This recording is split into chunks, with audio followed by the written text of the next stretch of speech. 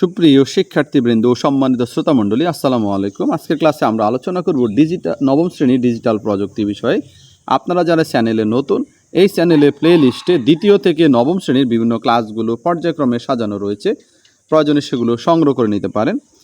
ব্যক্তিগত বা প্রতিষ্ঠানের নকল বা ছদ্মনাম ধারণ করে বিভিন্ন ধরনের মিথ্যা খবর বা গুজব রটিয়ে দেওয়া হয়।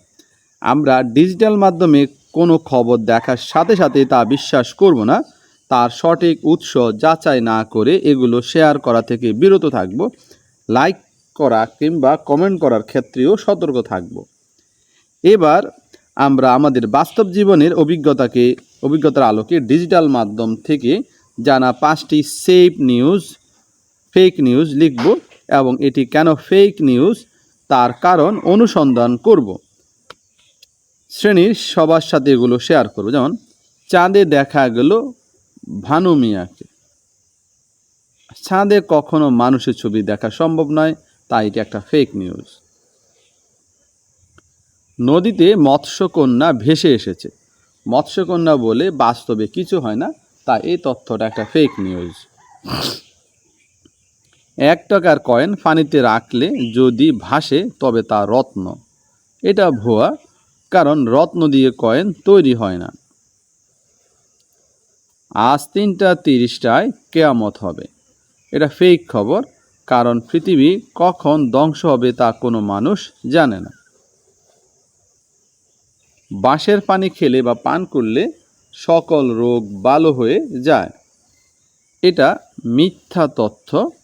বাঁশের পানিতে কোনো ঔষধ নেই। বাঁশের পানিতে কোনো ঔষধ নেই, এটা একটা মিথ্যা খবর। বাংলাদেশে তথ্য ও প্রযুক্তি আইন 2006 মোতাবেক সাইবার বুলিং এবং ডিজিটাল প্ল্যাটফর্মে ফেক নিউজ ছড়ানোর জন্য অপরাধী সর্বোচ্চ 10 বছর পর্যন্ত কারাদণ্ড হতে পারে এবং সর্বোচ্চ 1 কোটি টাকা জরিমানার বিধান রয়েছে, অথবা কারাদণ্ড ও জরিমানা উভয় দণ্ডিত।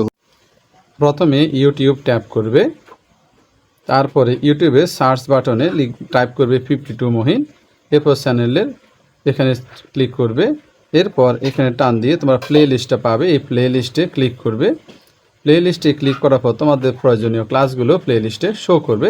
তোমরা যে ক্লাসটি দেখতে চাও সেই ক্লাসটির উপরে ক্লিক করবে। যেমন এখানে বাংলা 8ম শ্রেণীর যে বাংলা, আমি এখানে ক্লিক করার সাথে 8ম শ্রেণীর সকল ক্লাসগুলো পর্যায়ক্রমে চলে এসেছে। ধন্যবাদ সবাইকে।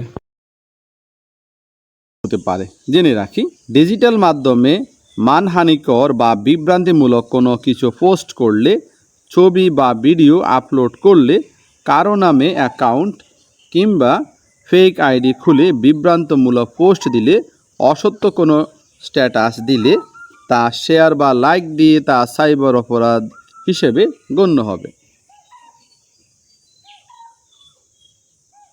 সেশন 3, সাইবার অপরাধ ও মানুষের জীবনে তার প্রভাব।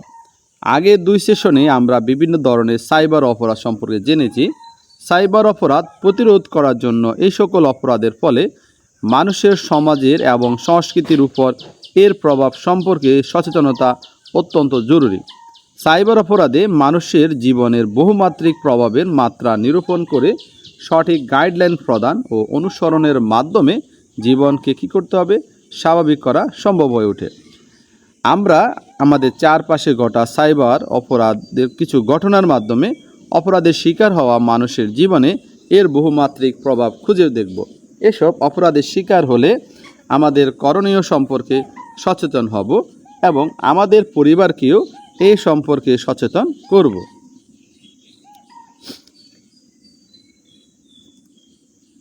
এবার আমরা 2টি ঘটনা খুব মনোযোগ দিয়ে দেখব। মম নামের একটি বিশ্ববিদ্যালয় শিক্ষার্থী একদিন সামাজিক যোগাযোগ মাধ্যমে বন্ধুর সাথে আলাপ করছিল। ওই সময় একটি অ্যাকাউন্ট থেকে তার কাছে ফ্রেন্ড রিকোয়েস্ট আসে, কিন্তু মম রিকোয়েস্টটি ডিলিট করে দেয়। আবার একদিন আড্ডা দেওয়ার সময় মমকে তার এক বন্ধু সামাজিক যোগাযোগ মাধ্যমে অ্যাকাউন্টটিতে প্রবেশ করতে বলে। মম ওই ডিলিটকৃত অ্যাকাউন্ট থেকে তার অন্য অ্যাকাউন্টগুলোর দেওয়ালে বিভিন্ন আপত্তিকর কমেন্ট দেখতে পায়।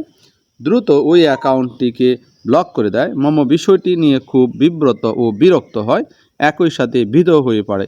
এই ঘটনাটিকে আমরা বলি সাইবার স্টকিংয়ের ঘটনা। সাইবার স্টকিং মানে কোনো মানুষ বা কোনো গ্রুপ বা কোনো প্রতিষ্ঠানকে ডিজিটাল মাধ্যম ব্যবহার করে বিরক্ত করা, ভয় দেখানো, হুমকি দেওয়ার উদ্দেশ্যে প্রতিনিয়ত বিভিন্ন বার্তা, ছবি, ডকুমেন্ট পাঠানো।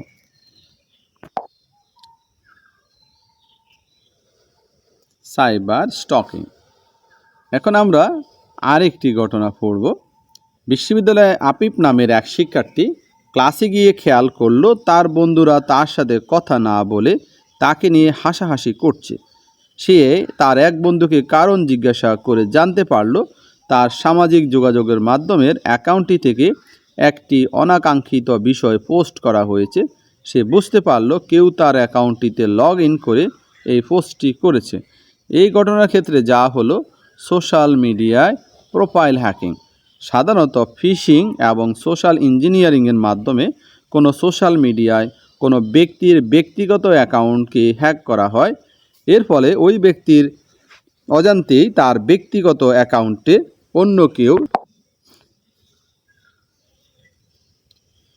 অন্য কেউ প্রবেশ করে অনেক ধরনের অপরাধমূলক কাজ করতে পারে।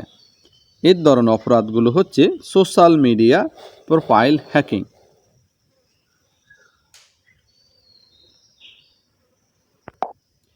চলো আমরা এবার নিচের চকে দেওয়া তথ্যসমূহ উপরের আলোচিত দুটি ঘটনা থেকে পূরণ করি। অপরাধের নাম সোশ্যাল মিডিয়ায় অ্যাকাউন্ট হ্যাক। ব্যক্তিগত প্রভাব, এসব কারণে ব্যক্তি হেয় প্রতিপন্ন হয় ও পাশাপাশি আর্থিক, মানসিকভাবে